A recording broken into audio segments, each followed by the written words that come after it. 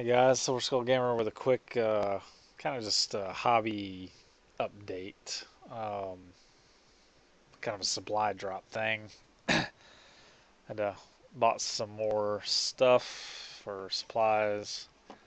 Um, some larger Excel blades for like this type, larger X-Acto knife or hobby knife.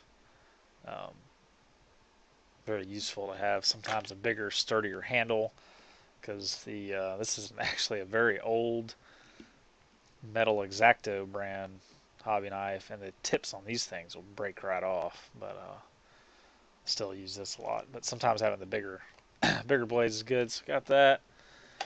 Um, I've been chewing up all my hobby clippers.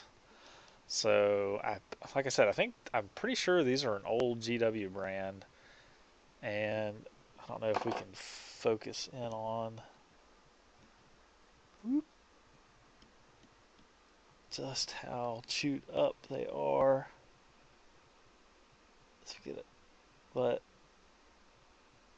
they're actually kind of chewed up, the blades. So because I've been clipping metal and paper clips and stuff like that. Um, so I bought these, which are actually called Sprue Cutters. The blades don't look as sharp, but they do look feel sturdy. They have a very thick, strong pivot point. So I hopefully the blades won't start separating like these right here. These aren't nearly as good.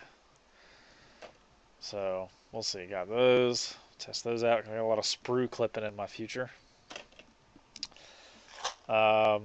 Went to Bass Pro Shop for an upcoming trip, and then I remembered, hey, I need some paint agitators for my Vallejo stuff. Let me adjust this. Okay. So I picked up these things. Now, if you can see, they're actually open. So I'm just gonna squeeze them shut. They're meant to clamp on the fishing line.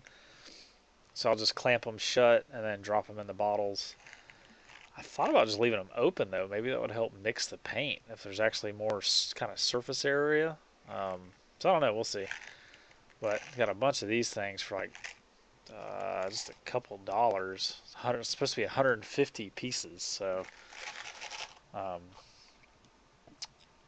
this will definitely help mix up my Vallejo paints. Put those in the bottle.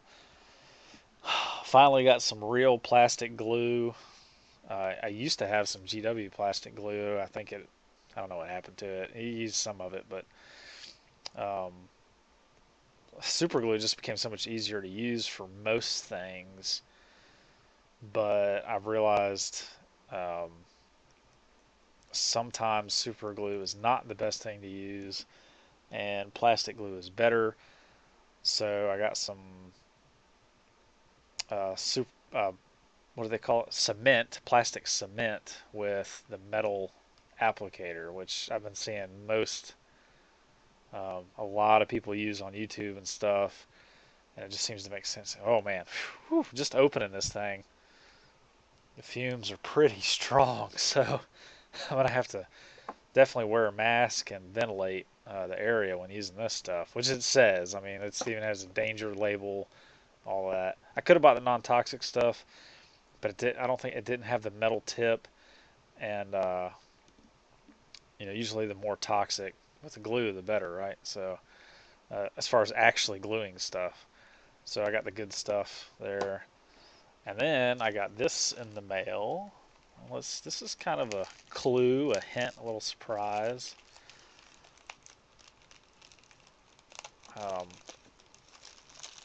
And let's see if you guys can figure out what I might use this for.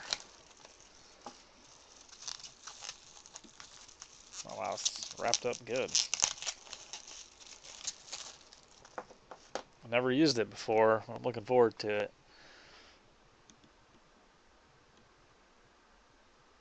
So, Tamiya acrylic clear green. So what in the world would I need that much acrylic clear green for? I don't know. We'll see. Looking forward to trying that once I get my airbrush setup done. So one more thing to show off, or not really show off, but just demonstrate how I generally mix my pots of Vallejo. So I have this little, little 12-volt cordless drill, and I read somewhere that Vallejo actually recommends storing their pots on their sides horizontally, which I thought was interesting. And mixing them, oh, that top was loose. Oh boy. So, and actually mixing them by rolling or spinning them longitudinally. Is that right? Longitudinally, like this? Horizontally? I don't know. So I basically just put them in this drill, tighten up the chuck, and then spin it, obviously, in the direction so the cap doesn't spin off. So you spin it to the right, yeah? Is that right? Yeah. If you spin it the other way, the cap will fly off and the thing will go flying. So that's how I usually mix my paints. And now, once I put these agitators in, it's really going to pay off. In fact, let's just do that real quick. Why not? This video is still going to be pretty short. So.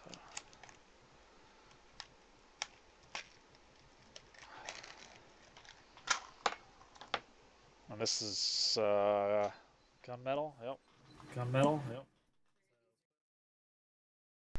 So put a lead weight in there and shook it up. Spun it in the drill, and if you can hear it, you want to be able to hear that lead weight hit the plastic.